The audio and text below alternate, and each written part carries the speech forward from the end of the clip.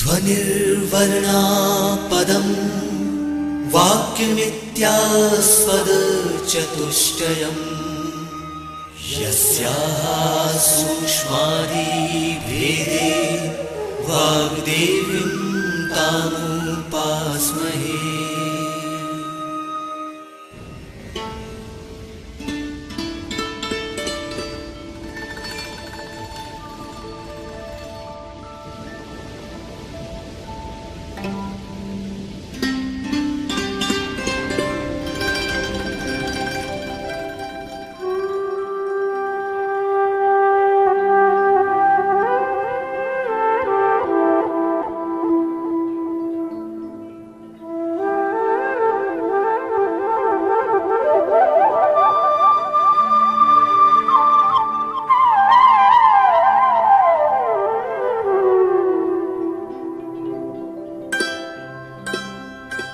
संस्कृति और मूल्य।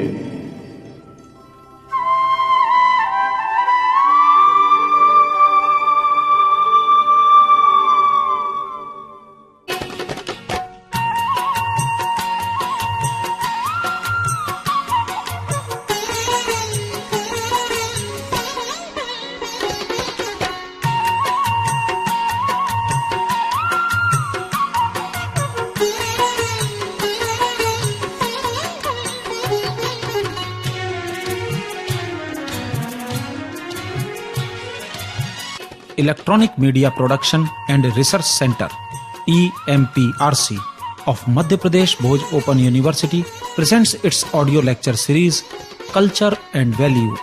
Dear friends, in this audio series we present audio lectures of eminent scholars related to culture and value. Today we are going to present the audio lecture of Professor Alok Rai. The topic of his lecture is Free Speech as Value. This program is recorded, edited and presented by Amar Bahadur Yadav. So let's listen to the audio program Free Speech as Value.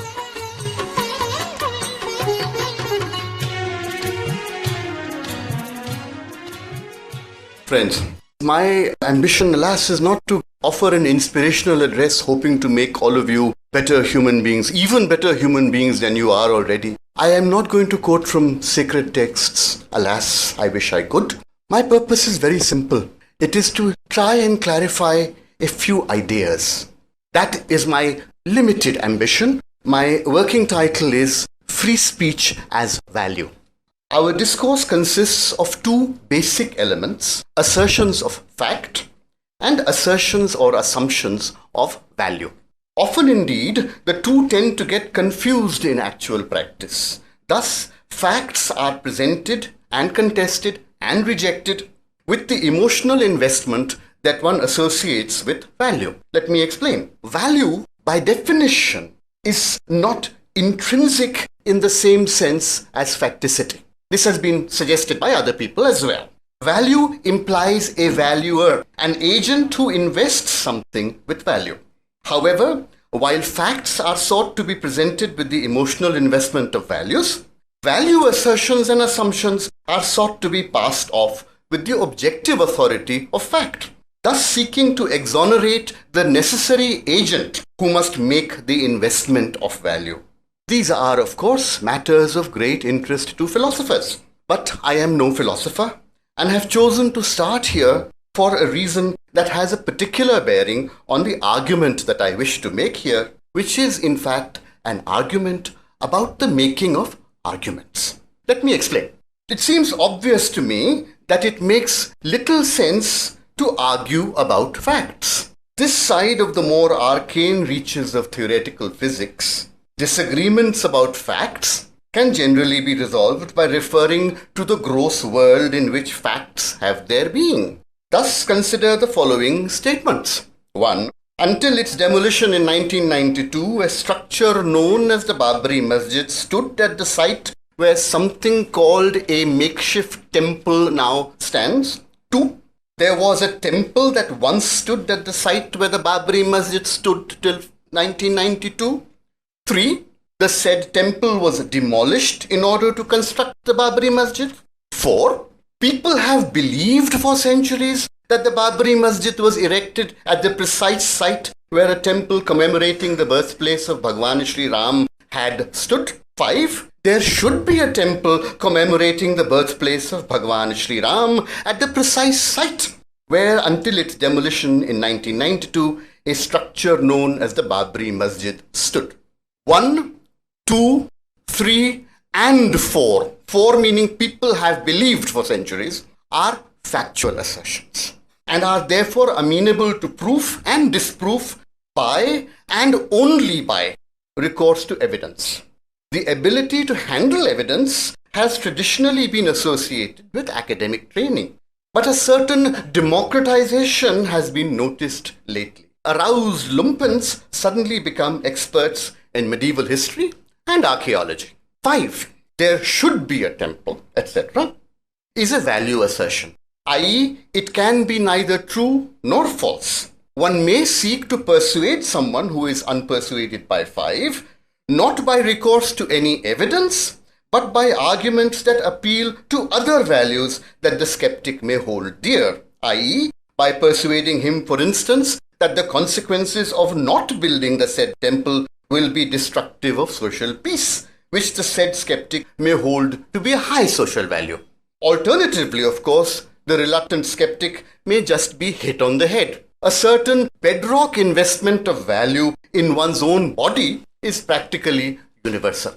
The latter course may, however, be said to violate a fundamental value of civilized discourse, free speech, which includes the right to believe and to not believe. However, the detail of this particular matter, the truth and untruth of particular assertions, is not of immediate interest to me.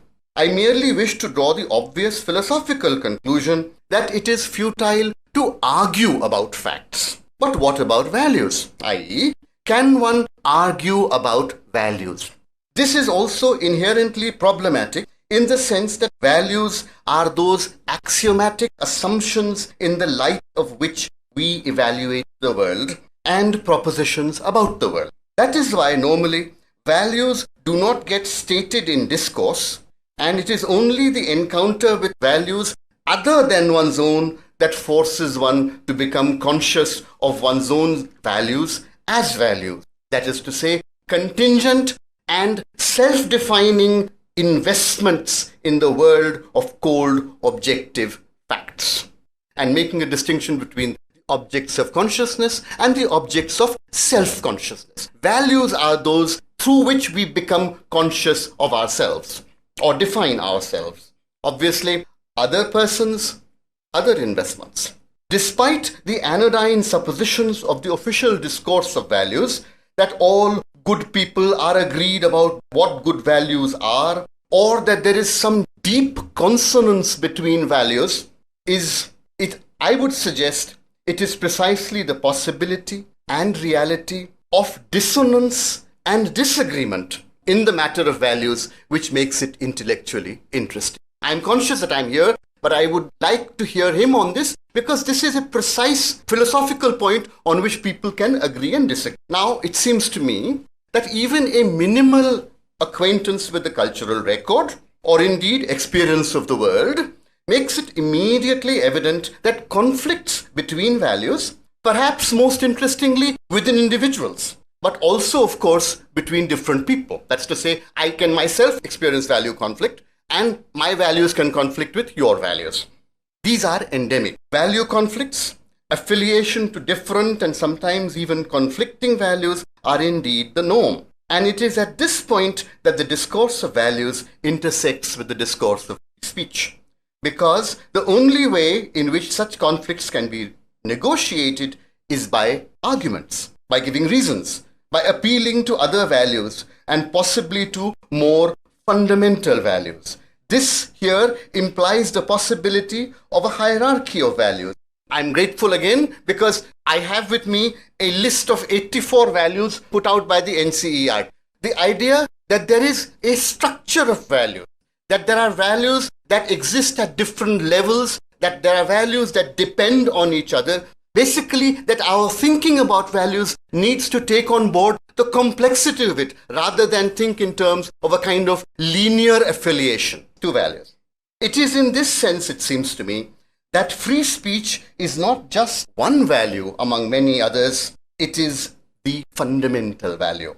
I asserted above, a value assertion, not a factual one, that the only civilized way of addressing value conflicts is by the unfettered exercise of free speech. Any cultural configuration of values that does not give a foundational status to free speech would scarcely be recognizable as a culture. I am aware other people have drawn attention to the fact that the word culture is used in a variety of senses, and therefore, for instance, microbiologists speak of the cultures of some bacteria. So, if we are talking about a bacterial culture, it's a different matter, but certainly a human culture must take free speech on board. In the real world, however, the kind of ideal speech situation that I have described above is subject to various constraints. One of these constraints is in fact the state.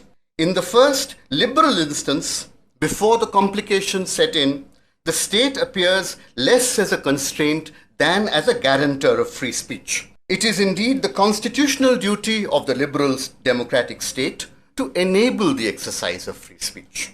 In practice, however, the foundational right of free speech may, and often does, come into conflict with other comparably foundational rights. And in that situation, any particular state is forced to set up some regime of censorship in which the right of free speech may be subject to certain limitations. The obvious classical examples here are those of pornography and hate speech. But I don't wish to get into the detail of those arguments here either, nor even into some spectacular hybridizations of the two, hate speech as pornography, that we have witnessed in recent years. I wish to state only that even in the limit cases of disgusting exercises of free speech, there have to be arguments against them. The right of free speech may be trumped. I believe that the right of free speech may be trumped, but only by other comparable rights, including the right to live without violence and the threat of violence. The question of violence is quite as central to an understanding of the state as it is to the question of free speech. Thus, while there is a fertile and ongoing debate about the nature of the state, whether the state can represent some people or all the people, etc., it is thought to be one of the defining features of any state that it seeks to maintain a monopoly of violence. Of course, this monopoly is variously described, whether by liberal theorists or by anarchist critics, and this monopoly of violence is cloaked in the legitimacy of the law, including, of course, the law of censorship, which is a form of legal violent curtailment of free speech. Having said this, I am now in a position to identify the phenomenon that I wish to examine. This is quite simply the phenomenon of what might be called censorship from below, the deployment of street violence, and more generally, the threat of street violence as a means of curtailing the exercise of the right of free speech, both directly and sometimes through the manifest complicity of the state. There is no cause to get hot and sectarian at this point. One can always pretend that one is talking about the Taliban, who are consolingly distant. Alternatively, one can balance the mobs that protested against Rushdie's satanic verses against those that, protesting against Lane's book on Shivaji, praised be his name, ransacked the Bhandarkar Institute, or, discovering a sudden late interest in painting, damaged Hussein's Saraswati, praised be her name too. I am not interested in making a party political point here, still less in pouring scorn on the pathetic, benighted young men who do the actual deeds. But what is the significance, larger or long-term, of this phenomenon of censorship through street violence that cuts across parties and communities? The first aspect under which I wish to consider this is from the perspective of the state. Prima facie, there is something peculiar about the state consenting to dilute its monopoly of violence by sharing it with sundry street others. This happens, of course, in the terminal stages of failing states, when the gangs appear and the looting begins. But normally, it is the state that sends inspectors and collects taxes. But are we here confronted with that phenomenon? when we observe the Indian state failing to apprehend the criminals who openly and avowedly commit the most public of crimes. Delhi 1984, Bombay 1993, Gujarat 2002, take your pick. One possibility, it appears to me, is that the state might be using street violence as a form of surreptitious censorship, as a way of inhibiting certain forms of expression and behavior that it is unwilling to prohibit on its own, of allowing people to do things that it is unwilling to do. This is worrying enough, but it points towards a possibly deeper problem. What is it that prevents a state from doing itself what it is willing to condole the doing of by others? What is it that prevents and permits a state to abdicate its constitutional duty? If the reluctance is a pretense, why is the state pretending?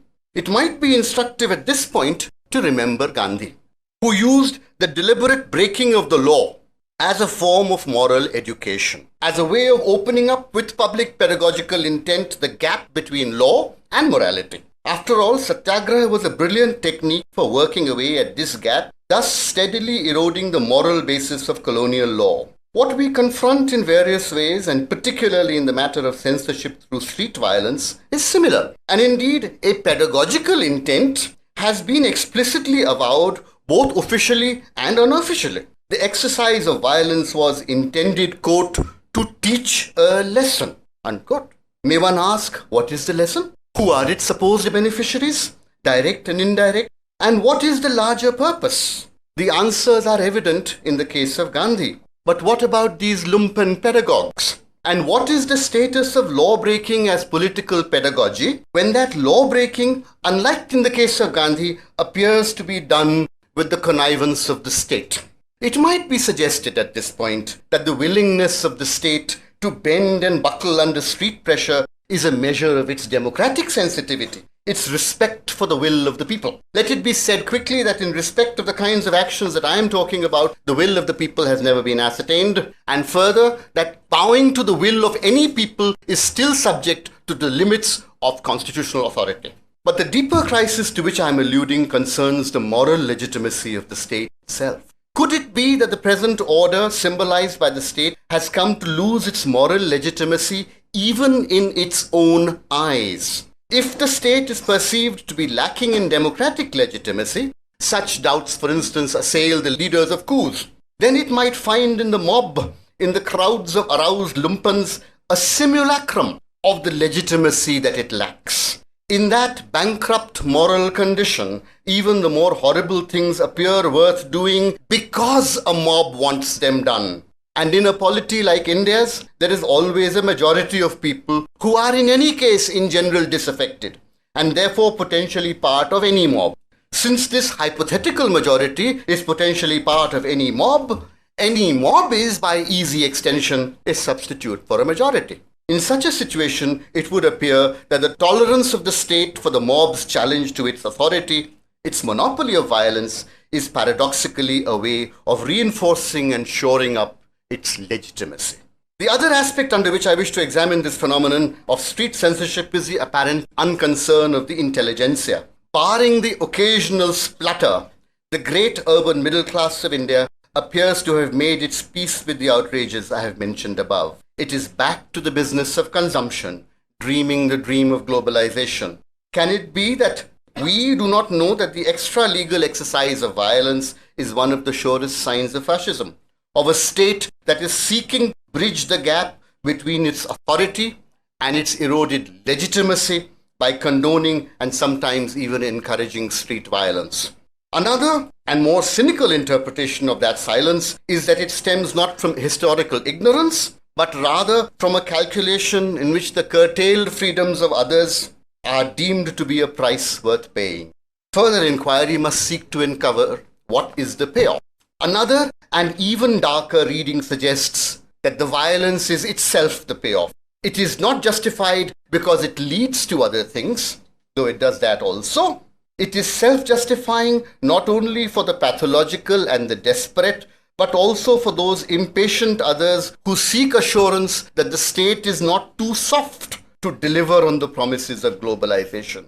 For these latter, the violence is the earnest and guarantee of a deadly intent that cannot be openly avowed. There are two concepts, finally, whose salience in public discourse needs to be examined. These are the concepts of spontaneity and provocation. It appears that a certain kind of person can be easily provoked by unread books, by thoughts unheard. And once he, and I'm afraid she too, is provoked, then his actions, violent and therefore illegal, are automatically accorded the absolution of spontaneity. Modi's infamous invocation of Newton's third law simultaneously absolved both the murderers and Modi himself, the constitutional head, whose sworn duty it was to prevent the violence and apprehend the violators. The law is disarmed by the magic of spontaneity. However, there is an asymmetry in this dance of provocation and spontaneous violence. Thus, it is not open to me to react with spontaneous violence to the often provocative utterances of Messrs. Advani, Togadia, Thackeray, etc. Why? Because I am an educated, pseudo-secular liberal. My uncouthness will appear fake, unspontaneous. Thus, by the combined action of spontaneity and provocation, we are in the process of handing over the public space to the barbarians. The free speech consequences of this process of brutalization may appear a little surprising, though they have been commended in the context of the NCERT textbooks by the Honorable Minister himself. Quite simply, he offered the solution that the books would not deal with anything that anyone found controversial or provocative. There were certain exceptions, of course, and my complaint that poor Jinnah never gets an honest hearing, but never mind. The resultant textbook would be a timid consensus document incapable of addressing the complex issues of our time. Now, there is an educational argument here, but I'm not going to make that just now. I'm concerned with the free speech implications of the assumption that nothing controversial can be said, for fear that someone somewhere may be provoked to spontaneous violence. Any culture that allows such a development has already lost its connection with the fundamental value of free speech. Such a culture, I suggest further, is well on its way to becoming microbiological. There is one last question that needs to be addressed. What about the free speech of those who seek explicitly and through the public exercise of violence and the threat of violence to curtail the free speech of others? I have already mentioned the standard limit cases of pornography and hate speech. Even here, I would suggest that the curtailment of free speech must be handled with extreme caution, even as we recognize that there might be cases in which that right should be abridged, though we might not agree on which those cases are. In cases where the exercise of free speech explicitly involves violence or the threat of violence or even an incitement to violence, it is imperative for the state, by virtue of the monopoly, to disaggregate the violence from the free speech. The violence must be dealt with as violence. I am insisting on a difficult distinction here between a state that uses genocide as an element of state policy, such as Nazi Germany, from a state such as Rwanda's that allows genocidal thugs to run private genocides. Both are, I suggest, deeply wrong, but they are wrong for different reasons. But what about free speech as such, even of the kinds that you or I might find offensive? After all, if freedom means anything at all, it means the freedom to say things that other people don't like, perhaps even majorities. If, however, the fundamental value of free speech might still permit of abridgment in some few cases, I suggest that this process of abridgment may be conceptualized in two quick ways. One may approach this abridgment, through the notion of competing rights and competing values, and there might be cases in which free speech is trumped by something that is at that time, more imperative. Classically, the right to utter fire in a crowded hall demands abridgment. If, however, there really is a fire, then that right becomes an imperative. But this trump cannot be of a global nature. Even each abridgment of the right of free speech, each trumping must be explicitly argued, its reasons explicitly laid out. Finally, the more important way of thinking about the matter of abridgment of right of free speech is through the conception of democracy. Thus, either an opinion is held by too few people to be consequential, or by too many to be suppressible, as is the case, I believe, with the ideology of Hindutva.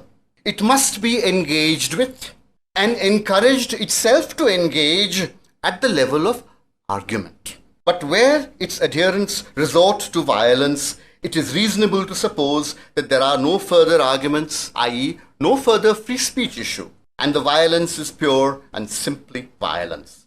No state can compromise with that and still call itself a state. Thinking through democracy, then, there is a narrow zone wherein abridgment of the right of free speech just might work and might even be justified. But outside that narrow zone, it is either unnecessary or useless. Thank you.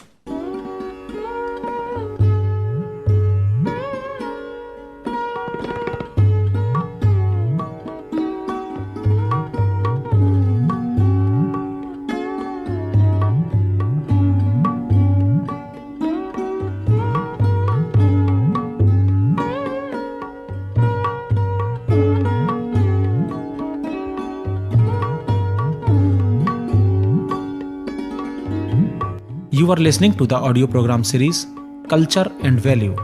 You have just heard the audio lecture on the topic Free Speech as Value. The subject expert and speaker was Professor Alok Rai. The announcer was Dr. Kaushal Sharma. The audio program was recorded, edited and presented by Amar Bahadur Yadav.